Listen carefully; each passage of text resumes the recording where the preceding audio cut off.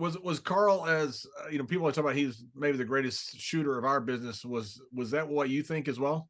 Oh yeah, yeah. And so a lot of people look at him and they look at some of the other guys that are considered, the Billy Robinsons of the world and others, Thez, Lou, and they'll talk about sort of like who if Superman, Batman sort of thing, right? um, but I was there front and center when all these guys would be together, and without a doubt, you always knew who the alpha in the room was. You just knew by the way that Billy was around Carl, by the way that Lou was around Carl. I mean, I sat and had late night snacks, wine and cheese and bread. And I was a young kid, so I just sit there and shut my mouth.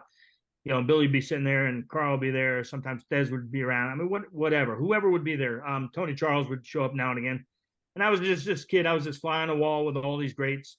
And I would just listen to him talk. And I just always knew, it didn't take much to pick up on the fact that Carl was the alpha male. That's pretty much you, like just saying, if you're a baseball fan, you're sitting in the room with Ruth, DiMaggio, and Mantle.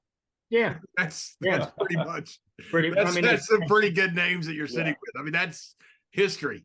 Yeah, as far as shooters go, and they'd talk almost to the wee hours of the morning. Carl would have a big jug of Italian wine, this table wine, big jug of Italian. He wasn't going to spend a lot of money on wine.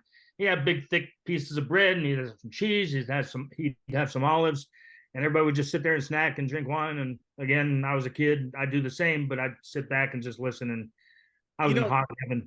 You say that now, and people look at it, literally, it's Ruth, Mantle, and DiMaggio. I mean, that's the legends of our business. Did you know then what great of an opportunity it was for you to sit there, or were these just your dad's friends? No, I was pretty appreciative even then.